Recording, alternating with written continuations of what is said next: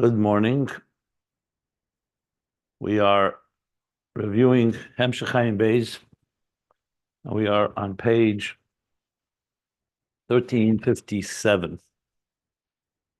At the bottom of 1357, which is the last 170 pages or something like that of Ayin Beis, and we're reviewing it now in context of the Maimorim we learned at length the last few months, the Alter Rebbe's Maimer, the Mittler Rebbe's Maimer, another Maimorim that I've referred to, namely Beinenu Me'iris Kishemesh Yireich from the Mittler Rebbe.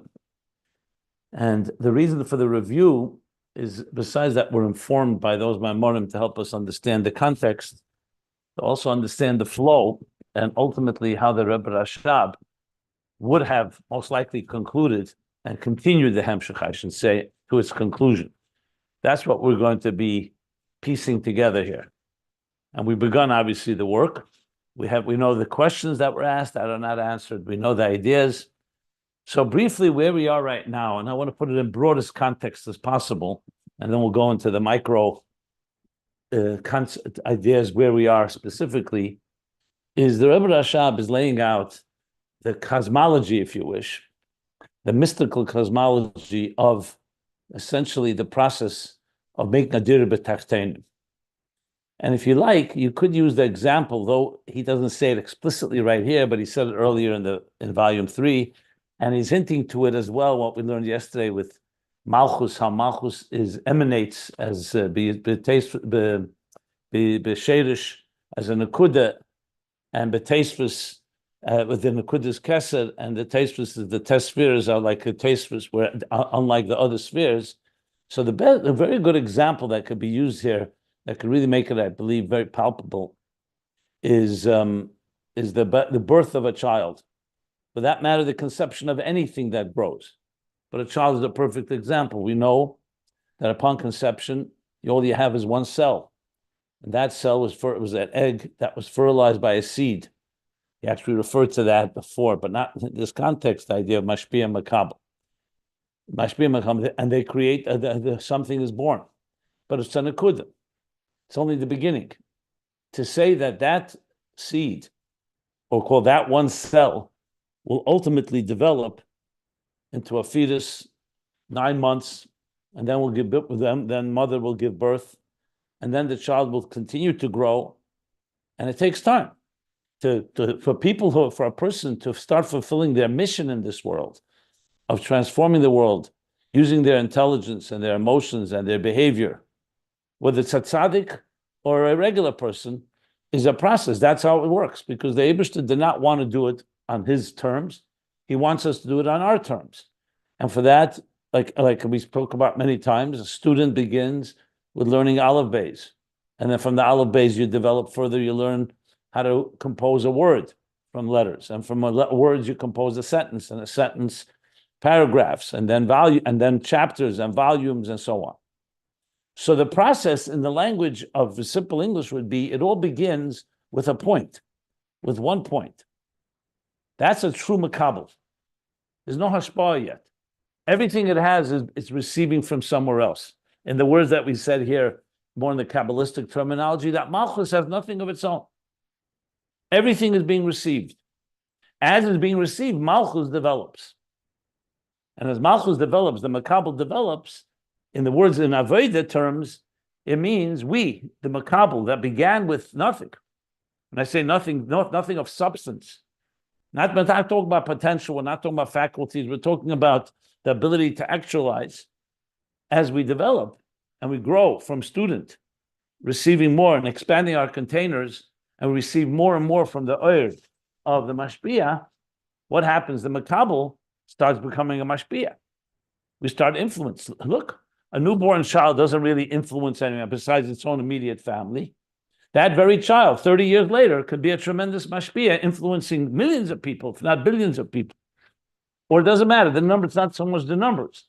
The point I'm making is that a makabel has become a mashpia, which essentially is the very purpose of existence. We're talking about the interface between divine and existence. It's not just that we experience the divine, but we become divine channels. We become a divine manifestation that we are expressing godliness in everything that we do and with everyone that we meet. So essentially, we become ambassadors, shluchim, of the Mishaleach, but shluchim shalom k'meisei. In turn, we become like the Mishaleach, which is ultimately the real kavanah, that the makabel become like the mashpia. So in the broad context of the Hemshech of Ayin Beis theme, what we're developing right now is this whole idea of makabel and mashpia. Now this is going to come back to explain to us that in the process there's mamata l'mayla. Like I just said, tefillah is primarily mamata l'mayla. We start from the bottom up, and then there's mamayla l'mata when Torah is revealed to you. But when a makabel is the beginning, at conception, for example, when you only have a nekudah, there's no yet Torah being revealed to you. It's true.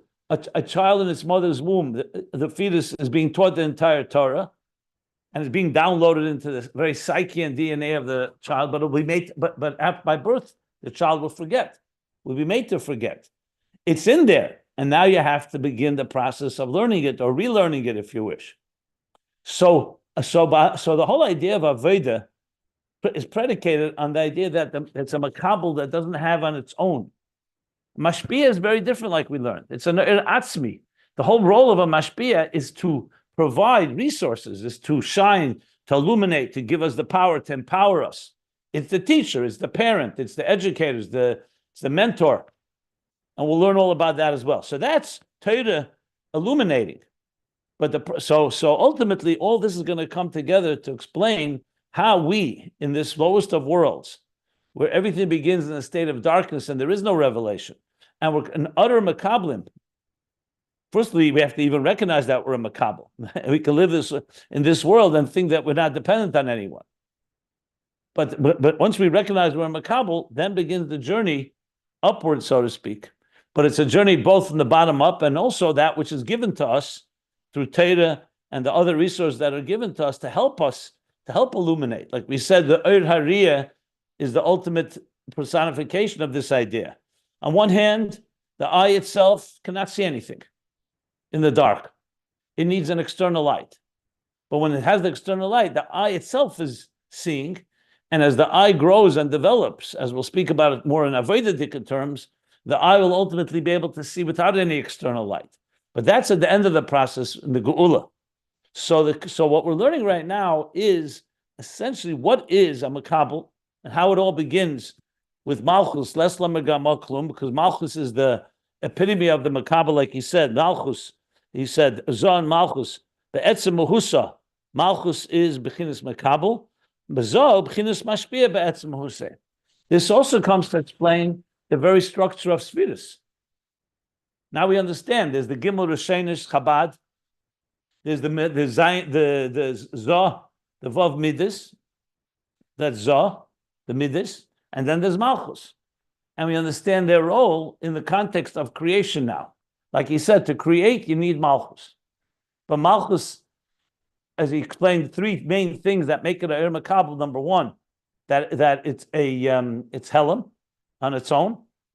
Number two, it's not an Atzmi. B'tivi, you need to work on it. You need the avodah to turn it into a makabel. Like you said, the avodah either by refraining and limiting the flow to motivate it, so to speak, to break it in and refine it, or by overwhelming it with a lot of abundant, like he said. And the third thing is that it doesn't shine with its own light, and it doesn't shine with its own power. It's with the power and the light of the mashpia, as we learned in the top of page 1357. And then Ayin, which we're in the middle of now, is actually now dissecting the anatomy of Malchus, of this makabel. What is a true makabel?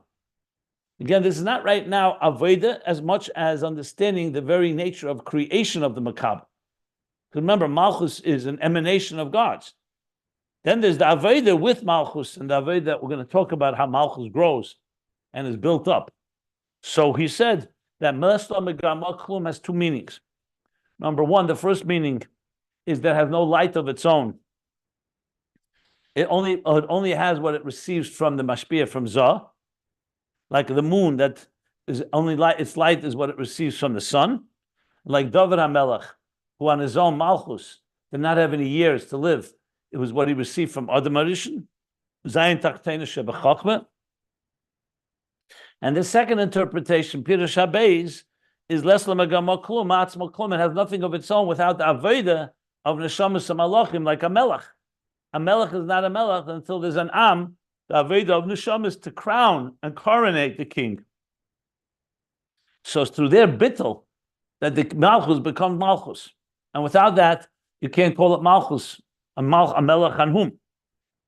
And that's also lemaila, as he said, bittul neshamas lamata, and both pirushim are emes. Okay, then by Inyan, he started explaining the actual process of how these all emanate. So from the Movish She'arim that he quoted, let's sum up what he says. Zah emanated the Seid Shadish B'chinas Vav Ktsavis. Its very essence, its very Shadish, its core root. What defines it? Not a Nekudah, but six facets. This is the six midas. And the Gimel Rishenis, which is the Moichin that directs and guides and gives birth to the midas, is in the form of say tesvis. It's part of it, but its tesvis means it's like an addendum, it's an addition, not the very core root. So when you say, let's say, for example, something grows, I mentioned yesterday, principle and dividend, but the same idea, you plant something, there's some vegetation, a plant that grows, so the say shadish is what it needs to grow. And then it could have an additional elements, additional things that help nurture it, help develop it. That's midas, zah. And malchus netzala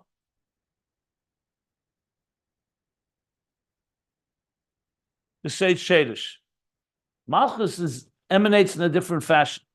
The seit shadish rak nekudah achas. Its shadish is just one point, not.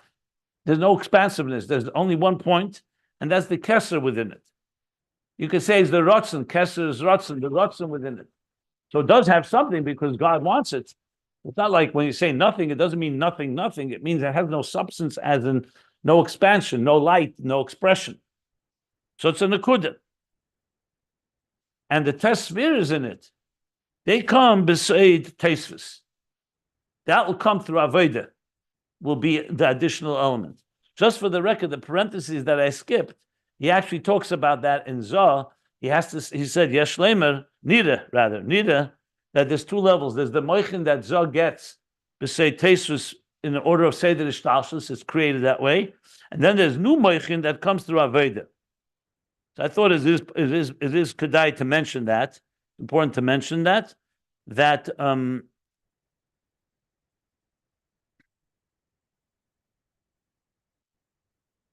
and he talks about it a little in context of Malchus too. The point being is the way it's created, the Zah is created with a structure, the structure of six midas. Malchus is created as a point, like I mentioned, a seed. And the test spheres in Malchus that will be al-kambachet tesvis, meaning it will be added on through Aveda, through our Aveda, as we shall learn, or even Malmaila. When Hashem sends into Malchus, he can send all the spheres into Malchus, and Malchus will transmit them as it creates Biyah. So it's even before Aveda. So you could say the Tosfos, based on the parentheses, has two elements to it. What God adds to it, but it's not its very shadish, its root, and what Aveda adds to it, which is, of course, the second interpretation of Malchus, that we crown, we create. The Malchus doesn't have anything without our Aveda, without Neshamas and Malach. So bottom line is, the Shadish is very different between Malchus and Zah. And the Malchus and Nekudah. Okay. And the final thing we learned was, the reason in Movish She'arim, he explains this, is because Malchus, therefore, why Taka Malchus is made that way? Why can't you just have B'seit Shadish? The Malchus should have also facets to it. So the truth is, the real answer to that is because Malchus is the quintessential Makabel, and the Makabel doesn't have anything of its own. But he says that in Movish She'arim, he says the reason is, which is connected to what I just said, is so in a sense, anything that will happen to Malchus, that a negative thing, will not affect the other nine spheres they will be removed. So Malchus will be so-called the one that is injured and wounded, but not its internal faculties. They will, what he says in the Stalko, they will like recede in the background. So that way, by doing that, it essentially gives Malchus the ability to rebuild. Had Malchus been created with the 9 spheres, so whatever would happen to Malchus would happen to all its spheres within it. And I gave the examples, the medical examples of it, how the human body goes into a state where it protects the vital organs that you'll see, whether it's shock or hypothermia, that the faculties will recede back in the background in order to preserve whatever they can preserve. This is common process of the human, the intelligence, the brilliant design intelligence of the human body, even on a body level. That's the concept here that he's explaining. Okay, that's where we stopped. But the point, as I said, going back again, the main point is to understand what a makabel is, and we're going to then learn how this makabel develops and grows. As we shall discuss. So I want to see how the Rebbe Rashab develops this, but I will explain soon what I just said before, that remember, Malchus does then go down into Biyah and creates. Malchus channels and funnels Zah and the 9 spheres into creating Biyah. That's in the process of creation. And afterwards, it's going to be dependent on our Aveda to build up Malchus. But Malchus itself is a Nekudah Achas from Pchinas Keser. That's where we stopped the review. I'm going to continue from there. If somebody wants to ask something, I'll be happy to answer any question. Okay. So we're on close to the bottom of page 1357. And the point that we're learning is the line begins Perek Aleph for Beis. Okay, now B'Yeshlem, he's going to explain now this process of Malchus emanating as a Nekudah Achas. Okay.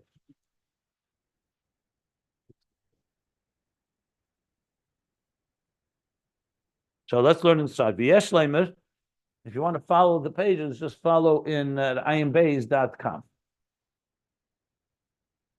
B'Yeshlemer, Masha Malchus Netzol Rak Nekudah Achas, that which Malchus emanates. And Netzala, remember, is the Maitzil is the Eibishter. Atzilus is the world of emanation, not Bria. It's not a creation of something that does not have yet. It had become something of an independent consciousness that's outside of Elikus. Atzilus is still Elikus. It's an independent consciousness, but it's completely Elikus. Iyu v'chayu echad, iyu v'garmu echad. So we call it Netzala. So there's a difference of the emanation of the higher spheres of Zah and the emanation of Malchus. So he says, this is what we said, that Malchus emanates only as a Nekudah Achas, one point, Uliyas the Sherish Malchus from B'chinas Atzmus Ein Sof. Shalamaylam B'chinas Hagili. Okay, so this is a critical point. So though in the Mavish Sharim he said the reason for it is to protect, so to speak, the 9 spheres, but in the root, why is Malchus Take this way? Is because it's rooted in Atzmus Ein Sof higher than Gili. Until now, you could have said, okay, Malchus is lower than Gili. Doesn't have anything of its own. Everything it receives is from the light above it, like the moon from the sun. But he's saying, no. Malchus is rooted in Atzmus that's higher than Gili.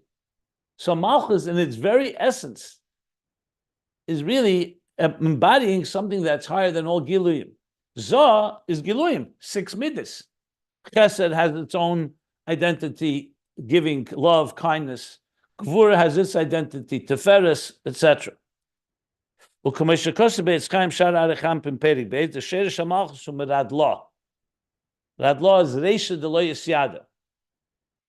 So in the spheres themselves, in Keser, Reisha de Yada, even though you just said Atzmus Ein Sof, that would be like, in general, Atzmus Sof, in the macrocosm, like we talk about Atzilus, the Klolis, Lifnei Atzimtzum, Atzmus Ein Sof. If you're talking in Atzilus, it would be in Keser itself, not just Keser, but Radla. Reish Lo Yisyada means the head that is unknown. Lo Yisyada. Lo Yodav, it's beyond comprehension. It's the highest level in Atik, basically, like Pnimius Atik. Vates Virisel Yenis Hein Ma'arich. And where Chochmah, through Yesod, which is the 9 spheres that he talked about that comes with B'chinas Teisvus, what's their root? Their root is the Giluyim of Elikus, because they all have identity. You don't say Lesla Magam Al-Klum, they have nothing of their own. They were created with a certain amount of identity, whether it's Chochmah or the Chesed, Gvura, like I explained. I mean, just to make it again a little more practical, when the Rebbe speaks about the Medrash that says the 4 minim, the 4 species we take on Sukkos. So there's the Esrog, the Lulav, the Adasim, and the Aravos. So the Medrash says that the 4 correspond to 4 types of Jews. The Esrog, which has both Tam v'Reach, has taste and smell. So the Esrog corresponds to someone that has Torah and mitzvahs. Torah is taste, and mitzvahs is a beautiful aroma, refines the person.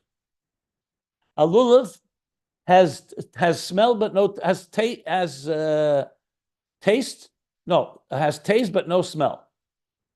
The myrtle branch, that's Torah. So you have taste but you don't have smell. The Adasim have smell but no taste, so that's mitzvahs alone. And the Arava has neither taste or smell, with the willow branch. The Adasim is the one second, what did I say? The lulav is the myrtle branch. Adasim are what in English? We got it ready. Or myrtle branches? I'm not sure.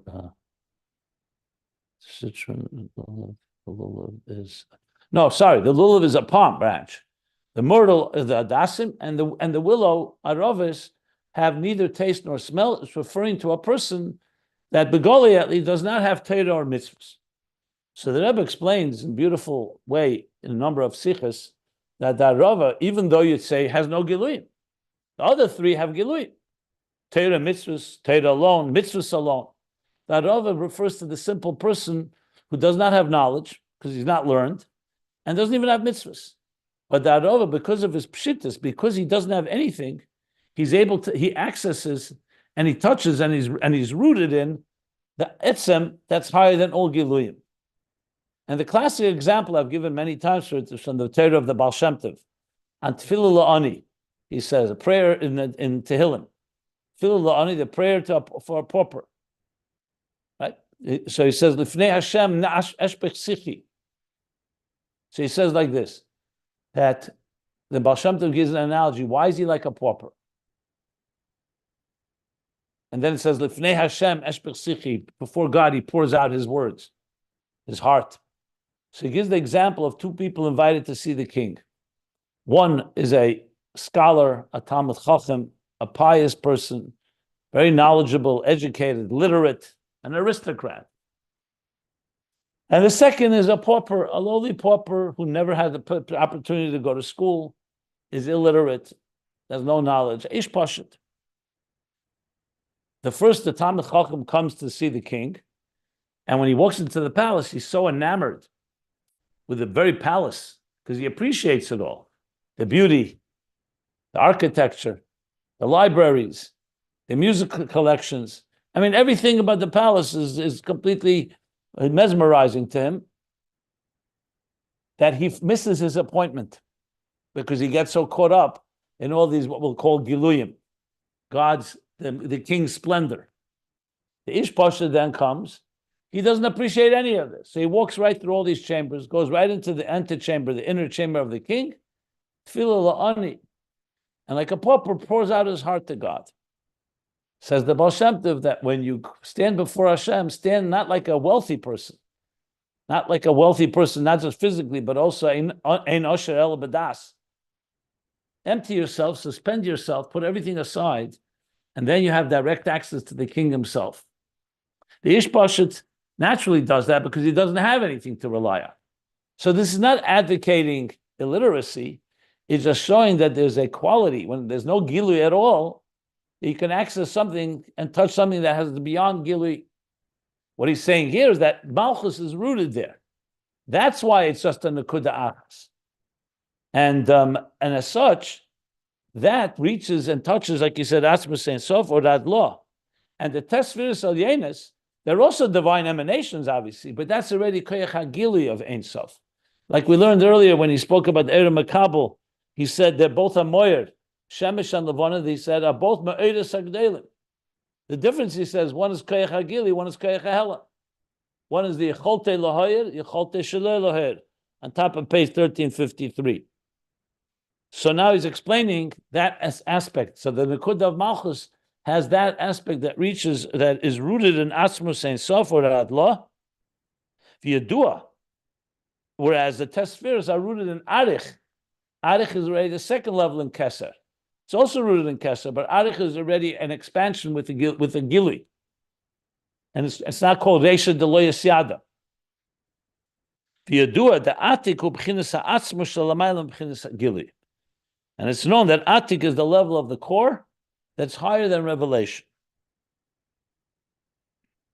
V'zeu shekosav, or she'oma, mereishu mikedem nesucha, from the head and from the beginning, it poured. Nesucha was forged, was like shaped. Mereishu b'chinas reishu semokere ishtalshlus. The reish is the reish, the head, and the source of ishtalshlus. Umikedem, who mikedem achle nasa. So Mareish is like Arich, so the source of ishtalshlus, and mikedem means even before that, preceding that. Mareish mikedem, but even before that, that it's shalena hainu shalamayla gam b'chinas moker ishtalshlus. It's higher than even being a source for ishtalshlus. Like we've learned a number of times, also in the Mittler Rebbe's Maimer, there's something you call it a moker, and sometimes you can't even call it a source. It's completely removed and beyond. Then he touches the parentheses, Nesucha, Loshen Yitzika.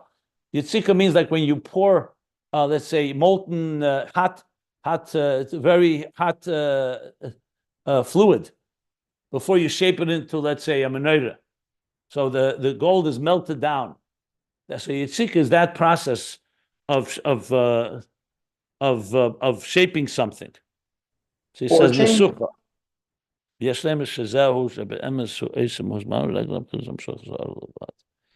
Okay, what? I'm sorry? Is it forging, Yitzika? Is that what I said the word forging before when I said Nesucha. Yeah, forging is a good word. Yeah. You may recall that expression. The Mittler Rebbe used it extensively when we learned the Mittler Rebbe's Maimer, Hamashpili, Mika Hashem Elokeinu, Hamagbil L'Sheves, Hamashpili Lires, Seif Maisa b'machshavet Chila. Remember, he kept talking about the Dafka and Maisa below, in the lowest level, you have machshavet Chila in the original thought. So machshavet Chila is the beginning of thought. Machshavet Chila means the original, even before thought began, like b'machshavet Chila, that it arose, machshavet Chila, that's where it all began with. Then comes machshavet, and Chilas HaMachshav, then comes Seif Maisa. Commission is Bar Le'il. We learned this earlier in volume 2, I believe. Achasha Alti, yeah. Now, Umepneisha Sheresh HaMalchus, Umepchinas Atzmus Ein Sof, She'ena Begeder Gili, and because the root of Malchus is Atzmus Ein Sof, that is not even in the domain, in the realm of revelation, Helem HaAtzmi the Ein Sof. So here he says it explicitly. And in the root of roots, this is the Helem HaAtzmi of Ein Sof, which we learned about much earlier in volume 3. We've talked about it a number of times. And it's going to come into play very much in our discussions. Because remember, Malchus at the end of the day is going to have several things. It's going to channel the Gilui of the Shemesh. Remember, there's 7 levels of Ali and Malchus. So one is that it's receiving from the sun, then it becomes equal to the sun, and then it becomes even higher. So we are going to learn how Malchus does connect to the Giluim of Zah, but ultimately Malchus is rooted all the way in the Sheresh Sharsha and Helem HaAtzmi. So on the next page, 1358, Shezeh b'chinas HaMalchus k'mei shemeshreshes ba'atzmus. That's how Malchus is rooted in Atzmus. And this too was in the middle of Rebbe's Maimon when he spoke about Malchus the Ein Sof. If you recall, he said he spoke about Malchus the Ein Sof when he spoke about Atzmi, that's rooted all the way in the Etzem. That's even higher than, remember the two levels in Reimamus. A Reimamus, that's Lefi Erech Malchus, Lefi Erech, the subjects of the people. And then there's Reimamus HaMalchus, Reimamus Be'etzem. When he spoke about HaMagbi, L'Sheves, HaMagbi, he's completely beyond it all. Shemeshesh is Ba'atzmus. And therefore, and because that's the case, Al-Kain, this is a full sentence. What's the conclusion of this statement? Because Malchus is rooted in Atzmus Ein Sof, and that's the Shadish. And Shadish Sharsha is rooted all the way in Helem HaAtzmi. In Atzmus, Al-Kain, Atzilus HaMalchus Ubchinis Nekudah Achas. That's why Malchus emanates as one point, one concentrated point without any spastus, without any expansion. The Nekudah hu b'chinas Helem. Because Nekudah is a level of Helem. What's a Nekudah? Nekudah is there, but there's no expansion. When you say a Yud, let's say in contrast to a Hey is expansive. All other letters are expansive. A Yud is just a dot. Like I mentioned, one cell, 1 point. U'kamesha kosav b'zoyhar b'reish daf mem tes amar aleph apostle by Yivanas Atzela. So in Zohar he says by Yivanas Atzela is he built up when he took Adam and he created Adam and Eve, Adam and Chava. So then he took the tzela. The tzela is the side. Sometimes it could be referred to two opinions, the brib or the side. But he means the in Atzela who kamesha kosher shcheira nivanava. So when God created man and woman, he then built up the tzela. Why? Because the tzela on its own is in a state of darkness, of concealment. Shcheira ni v'nova. And you may recall we learned that at length about Shcheira ni v'nova. I am dark but beautiful. So it's dark, meaning concealed. The Isa b'Sefer Hadras Melech, Siman Kuf Lamed Zayin, b'Shem HaRamaz, Moshe Zakuto, which is a great Mekubal from the students of the Arizal, the B'Yes HaMalchus b'Seid Nekudah Achas. Being that Malchus we said is b'Seid one Nekudah, 1 point, Hainu Nekudah Hashroshi Shebo B'chinas HaKeser, its root point, which is B'chinas HaKeser, like we learned earlier, Oz Nikret Tzela, B'Oz Yishcheira Mamish. Then it's called a side. Why is it called a side? Because it's in a state of darkness, Shcheira Mamish.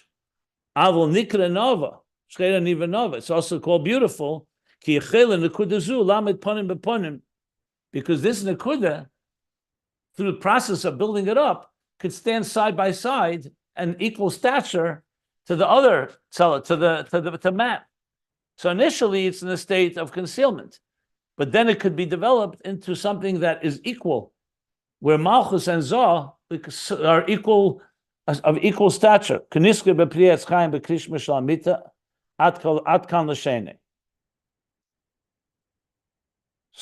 is Kabbalistic language, but to decipher it a bit, keep in mind, again, simple English, that Malchus begins as a Nekudah, and then either Hashem will fill it with the other spheres and build it out, like by Yivanas Atzela, or through our Aveda we build it out.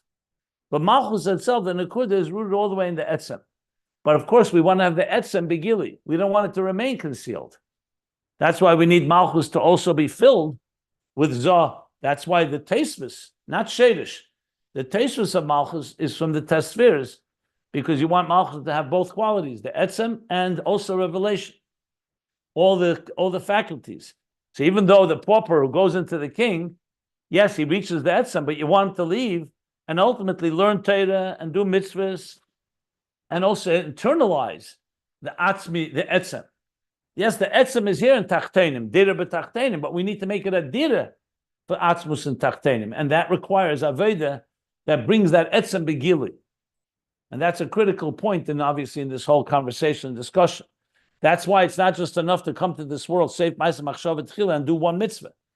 We have to learn Torah, and there's Aveda, we have to exert ourselves, and we have to work, and we educate ourselves and our children, and the constant effort of growing from step to step and stage to stage, and we have Shabbosim, and we have Yomim Tevim, and we have all the different Taryag mitzvahs. Not just, okay, you come down here and and you're expressing the etzem. As I mentioned many times, there's the shepherd boy, Rosh Hashanah, when he said Kukuriku, he pairs the heavens more than all the tzaddikim did in the tefillas, as the Baal Shem Tov pointed out. But that's not the kavanah, that we should all do Kukuriku. You learn from that, the pshitas, the simplicity of that shepherd boy to reach the deepest levels. But then you want those deepest levels to come, the etzem, to become begili in the Torah we learn and in all the Aveda that permeates and saturates and is completely internalized and integrated in all our faculties, which is, of course, the Avedis Hashem that we need to go through. So you want to have the etzem begili, but at its root, Malchus captures etzem, and the test spheres elyenis, the higher spheres, including Zah, are manifest mostly giluyim, and you want again both together. Okay.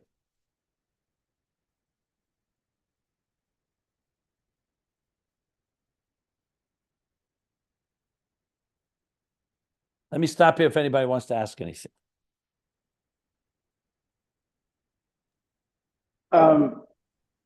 To paraphrase this a little bit, if I may, let's say, I mean, nobody can know God's You're asking intentions. something, or you want to just see if you understood it? The latter, I guess. Okay. There's a question in here as well. This notion of Malchus being rooted in Atzmus, or even the Helem HaAtzmi, the highest level of Atzmus, but yet being filled additionally with the midos, with the rest of the spheros, and that being the level, the sphere that emanates into Biyah, into creation. Is it built this way because creation has to exist? There has to be a revelation of godness. There has to be a flow of godly energy. At the same time, God seems to be hiding in the creation. He's here, but he's concealed. So, in other words, in order to create the type of reality that we experience, it's essential that Malchus, the level from which everything, our reality originates, it has to have both of these aspects, Helem and also, frankly, Hashba and Makabel, Or and Kali. Is that a fair summary? I thought I said that explicitly in my introduction to this. When I said, let's explain it in simple terms, I said the following. The whole kavanah is Nesava Kodesh Baruch Hu Liyisleis Baruch Dir B'Tachtenim. It's not about God building a Dir B'Tachtenim, it's about us doing so. So everything has to begin, like I said, Mamata Lamaila. We start off with the conception of the child as just a one cell. And then as a baby, we start growing slowly. We go to school, we learn Ayin Beis and that. So to me, that was exactly what I was referring to, that's how it begins, completely in a state of Helem. And the goal is in that Helem of the ultimate Makabel, that's where we build and start bringing Gilui, like a child. A newborn child does not have any knowledge. Then you start teaching it, Ayin Beis, and Torah Tzivalonu Moshe, and Moedani, and so on, and it grows. And as it grows, it becomes, this Makabel will become a Mashpia of Elikus, a channel. I use the word ambassador. So let's be very practical. It's a very practical concept. In Kabbalistic terminology, the dynamics of it is what he's describing here, that Malchus is that state of just a Nekudah. That's its Shadish. That Nekudah is rooted in the Etzem, which, like he said, Seif Ma'aseh Machshavah Tchila, that's the kavanah of it all. But now we have to build out Malchus. So firstly, God, and that is in the process of creation, God builds it out. But the process of the whole history of our lives, we're building it out through our Avodah. So I'm not sure. I mean, that's essentially, I'm just summing up what I said. If that's what you're saying, then correct. Yeah, no, I think I just put it in my own words. But thank you. Yeah, you did say it essentially. Yes. Okay, so that's the point. Yeah. So it goes back to remember, tachtonim by definition means the lowest is the most concealed, as the Alter Rebbe says in Tanya, chapter 36. Most concealed. Helem, tachtonim, as in there's no gili elikus, to the point that it's cheshach koflam mechupel, a quadruple darkness, and Rishayim Gevrim and Moli Klippas V'Sita Achra, filled with Klippas to the point that people say Ani v'Avsiei, me and nothing else. Complete denial of godliness. And in that world, like we learned also in the Mittler Rebbe's Maimer, if you recall. So the world, the kavanah is to come into this world and elevate it. That's the whole process of Ner Hashem Nishmasadam and Ner Mitzvah V'Tere'er. All of that is coming us to elevate and refine this world and ourselves, starting with the Guf and Nefesh Habamis and turning it into V'haftas Hashem L'kecha B'chol Avavcha B'shnei Yitzarecha, and to the point of Mer Mitzvah to Tere'er, using the language of the Maimarim that we learned, and this is coming to explain. Okay.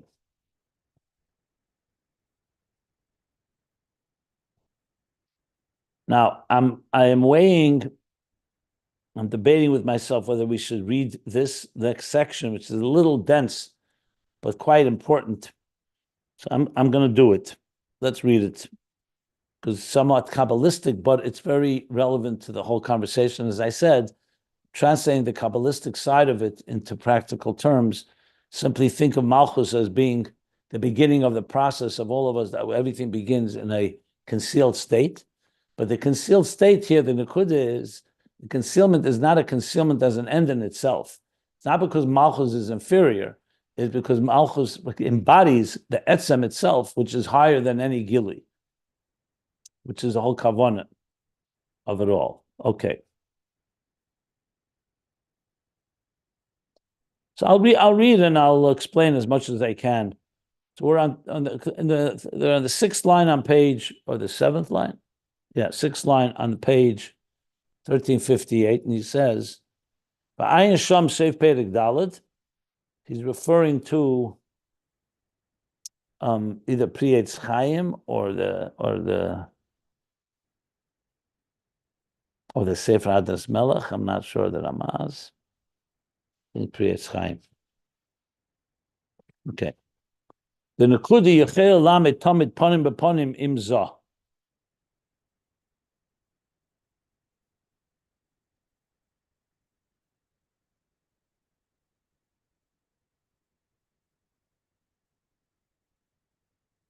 That though it's a Nekudah, it has the capacity to stand Panim B'Panim with Zah. So let me go back to a theme that we've discussed in the past, especially in the beginning of volume 3, and I've referred to it, but I'll just refer to it more specifically.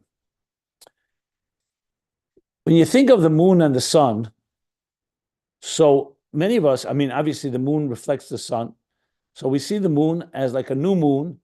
A new moon has no light at all, not even an Nekudah.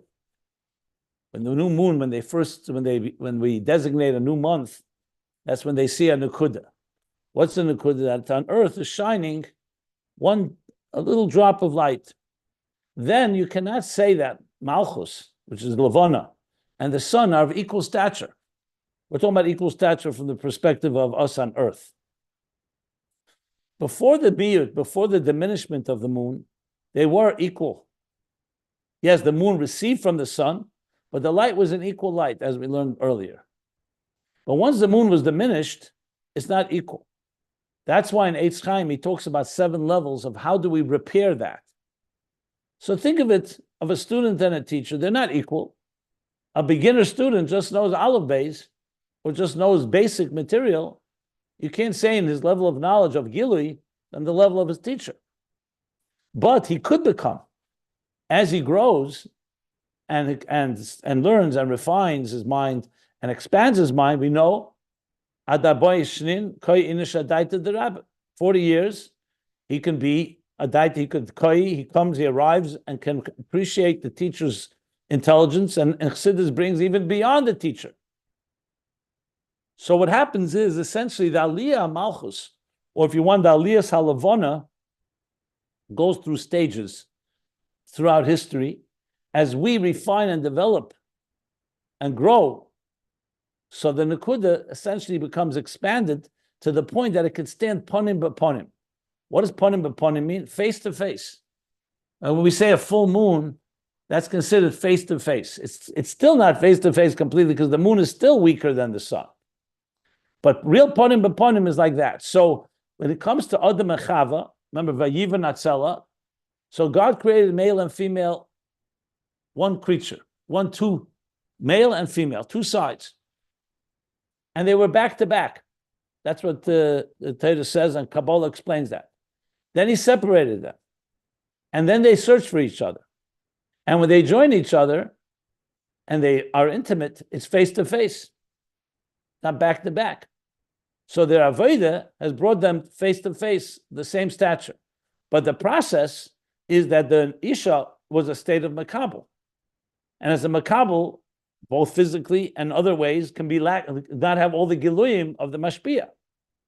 But that's Giluyim, that's not the Etzem. So when you build up the Giluyim, what he's basically saying that this Nekudah Achas can become Lamed Ponim B'Ponim, even though the beginning is just a Nekudah, it's just a new moon. How could you compare it to the sun? Or how could Malchus as a Nekudah of Helem be compared to the Zah, which is in full glory, glowing with light, Mashpia?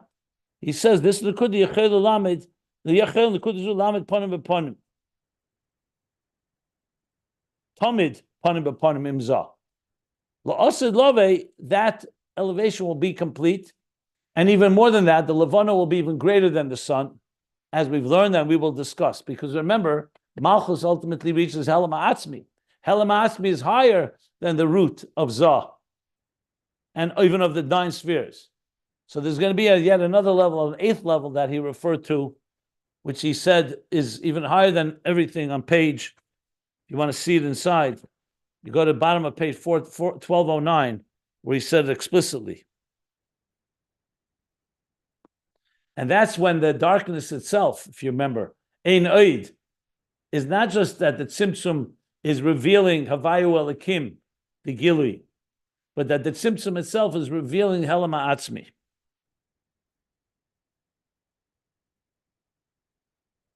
So this was discussed earlier in the Aliyas HaMalchus that we talked about. So it's all coming together in that context. And let's see here what else he says. One second.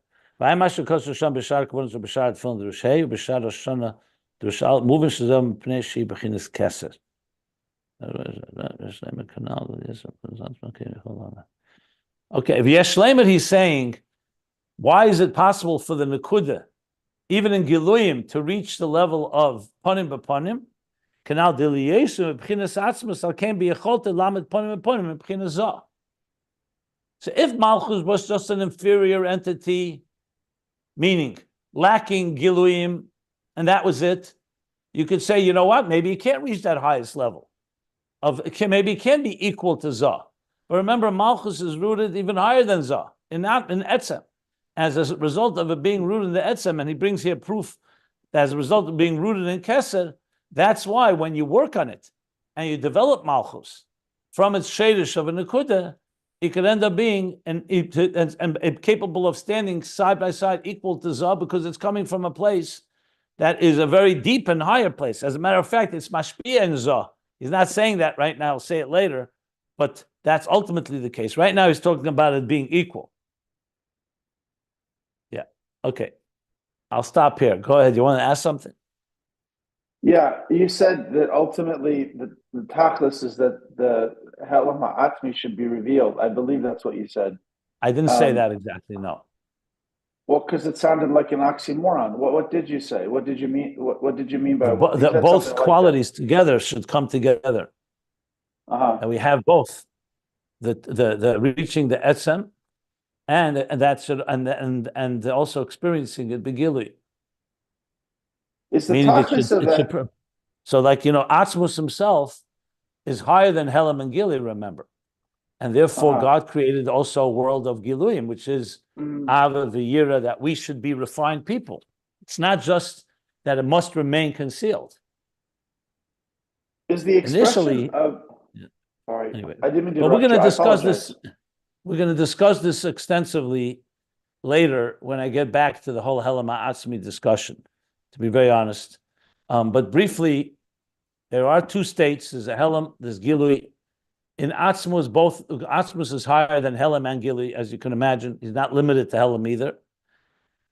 But Helem HaAtzmi has something that Gilui doesn't have. It touches something that's beyond definition, beyond identity, beyond structure. Whereas Gilui is structure. The kavan of Dira B'Tachtenim is that within the structure of existence, we should have the experience beyond structure. If you recall, when we spoke the three Yechudim, the Yichud of the Yichud Tata and Yichud De'elah. In the middle of Rebbe's Maimer, he made it very clear, like, Orden, Mokim, Orden, Eina Min Amida. There's Mokim, but the Mokim itself manifests something that's higher than Mokim. God is Nitfus and not Nitfus at once. That's the ultimate paradox. So that will be the ultimate experience. But before we get there, first we have to talk about Giluyim, then Helem, and then as they grow to that stature. We'll talk about this. This is essentially the real punchline at the end of Ayin Beis. After I bring all this in and we figure out how this flows, you'll see it all comes together, that this will be the ultimate fusion and interface, where you have all the Helem and all, the power of Helem and the power of Gili all coming together. Havayu Elikim is one step in the process, and many steps in that process itself. Einoid is even a deeper, and then there'll be the combination of it all, as we'll see as it all emerges from all the Maimorim we've learned. That's exactly where we're going to be headed. But I don't want to get to the punchline right now, because to understand it well, we need to understand all the moving pieces first, and then we'll ultimately bring it all together. Understood. If I could, one quick follow-up, just a Chassidus applied question.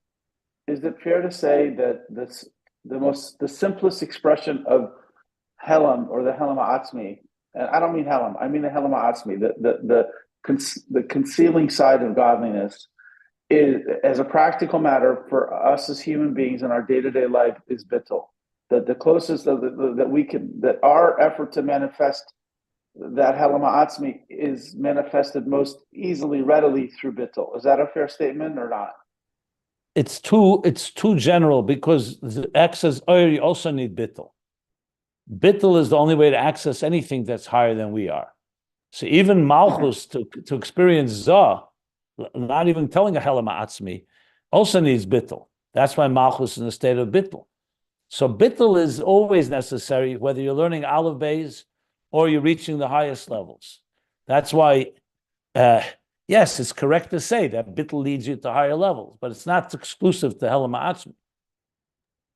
Okay, thank you. Now, unless you mean, if you're talking about a complete the suspension of all your faculties, not just the word bittul. Bittul has many meanings. There's bittul the yesh. I meant the latter. I meant what you just said. Okay, so then we can't just use the word bittul. If you're talking about, there's different levels of bittul.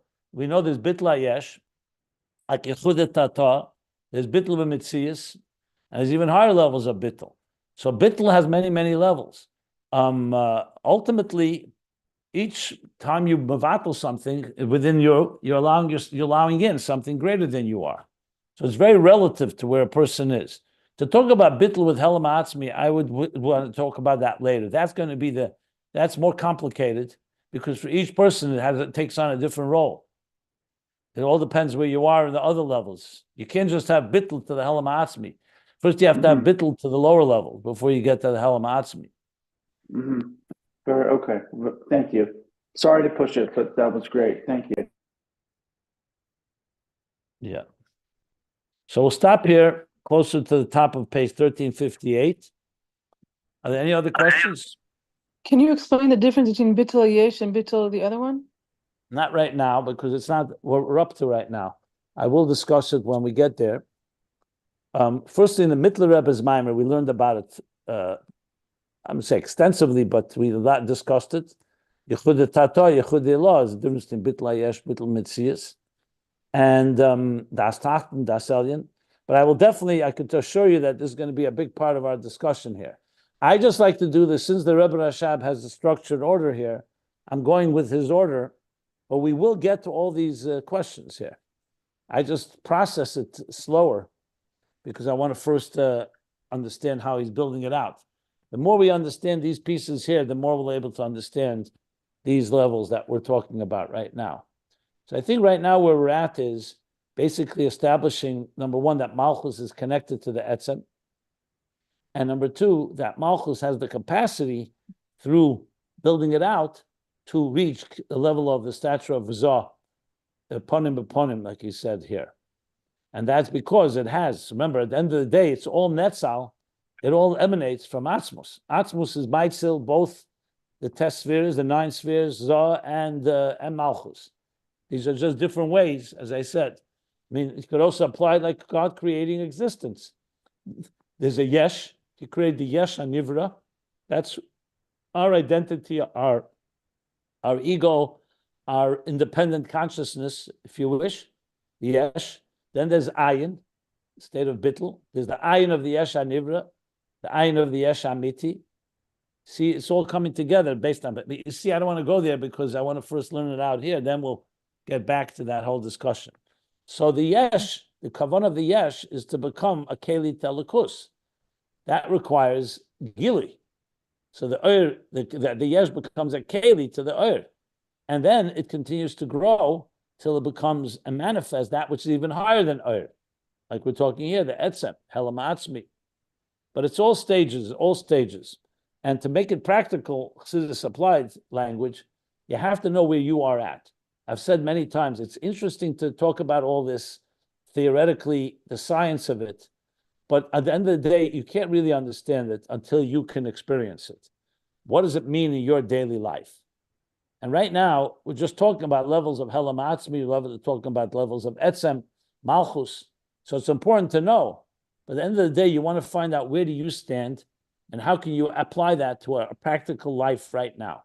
So I will talk about that, obviously, because that's the application of all of this. I was actually wondering about that for today's lesson about the Malchus being in our Nekudah. lives. Oh, sorry, I didn't. And every one of us has to find that level of Aveda that's commensurate to where we are. I was wondering how we could apply it to my life, today's lesson, that Malchus could be Panim V'Zah because she's Etzem. Well, there's many things you could say about that. I would really, for full elaboration of this, as I said, I prefer talking about this later when Rebbe Rasha brings it all together, and I'll get back to it. But briefly, just for now purposes, look, the state of being a makabel, which is essentially what Malchus is bittul. That's correct. It's bittul, period. That you are not just a self-made person and you have it all. You know that you're receiving, whether it's from Hashem, Hashem's blessings, or your teacher, or your mentor, or your spouse, or your Rav, Asel Charav. So the idea of Malchus, of bittul, is essentially the foundation of everything. That's clear.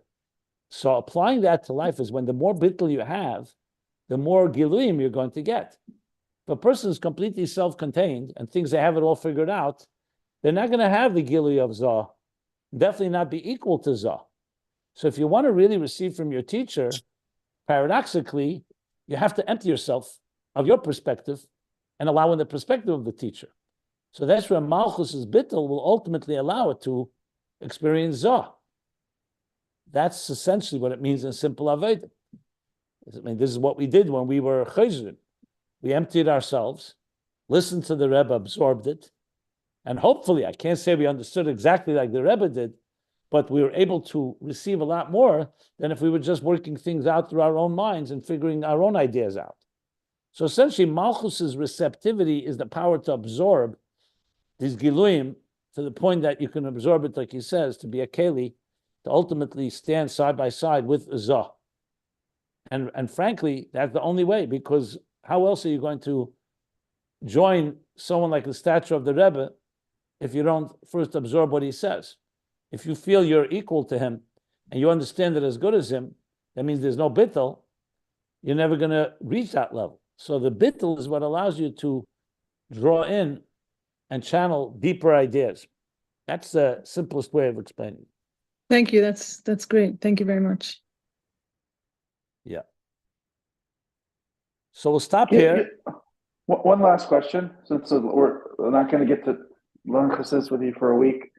I think I understand a little bit, but the answer to my own question here. But I've always been a little perplexed by the juxtaposition of Malchus, literally being called kingship, and indeed it is sovereignty and kingship as it relates to Biyah. Malchus of Atzilus is sovereign to Biyah. That's undisputable on the one hand, but at the same time, we talk about its primary quality as being bittul. Now, ultimately, that bittul enables it to be filled with the other midos. So it is filled. It's a channel for all the other spheres, and so in that sense, it is built up, if you will. But it begins originally almost devoid of anything. It's as a nekudah, dafka, so that it can absorb and channel the other energies, the other lights of Elikus. But it's a little bit of a paradox. When you think about kingship and sovereignty, you typically think of a king and kingship as, being ultimate power and ultimate substantiality. And yet we talk about Malchus in its fundamental nature as being one of emptiness, of bittul, of devoidness. How do you reconcile these two things? There's a whole mimer in Derech Mitzvah called Minui Melech, appointing a king, the mitzvah of appointing a king, where he talks about this very question directly.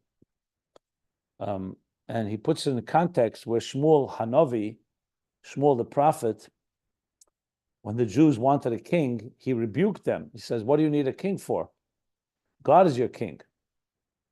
And then the Jews insisted, and Hashem said, they want a king, appoint them a king, and he appointed Saul, King Saul, Shaul HaMelech, who didn't end up being the ultimate king. It was David HaMelech.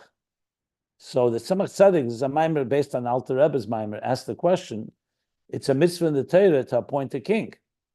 Why was he disturbed that the Jews wanted to fulfill that mitzvah? Why did he tell them God's your king? So then why is there a mitzvah to appoint a king? And he explained, because briefly, and I've talked about this also in a number of classes I've given, they wanted a king for nationalistic purposes, for ego purposes. Like you just said, someone with power and stature and be proud. The reason there's a king in the Torah is the exact opposite, is to help us achieve bittul. Because why do you need a king? We have God, Melech Malchei Amlochim. Why are we appointing human kings? Because the human king is meant to epitomize and be the ultimate role model of total bittul. No power, no strength, no wealth. That's not the true king. He has all that because he has nothing, so God blesses him with all of that. So Malchus is actually the ultimate bittul. That's why Moshe, who was the first king of them all, Hayanav, the humblest of all. So briefly what he says there. Beautiful. So true Malchus is not the king of England and not the other kings that are all about power, control, dominance, and ego. Malchus in the Torah is all about bittul. That's why David HaMelech didn't have any years of his own, we just learned. He received them from Adam Arishan, as that Tzemach Tzedek explains. Because he's a barnav, he has no mitzias of his own. That's the only reason he could be a king, because we don't worship human beings. He's a king because all he is simply a channel, a markava for Elikus. Malchus of like a markava for Malchus of Atzilus. So that's the ultimate. Can you say one more time that it was a mimer of the Tzemach Tzedek? What did you call it? Mitzvahs Minei Melech. It's called Derech Mitzvah. There's an English version of it, actually. It's a book called Derech Mitzvah. He explains the mitzvahs according to Chassidus. So there's a mitzvah called Minei Melech, and Pasha Sheftim, that you should appoint a king. So it's called Mitzvahs Minei Melech. Tzemach Tzedek has a whole mimer just on this topic. Thank you very, very much. Wonderful. Awesome class. And sorry for so many questions. I just get excited about this stuff. Fine. So we'll stop here. 1358. And as I said, this will be last class till Thursday, simply traveling. I'll be speaking in different places. I think one place will be Dallas, near Plano, in Plano near Dallas. Meira is hometown. And maybe I'll see you on my journey somewhere. But we'll post everything. I'll try to make sure you know exactly when class resumes and all the different schedules, because it's next week and then the following. So next Thursday officially is the next class.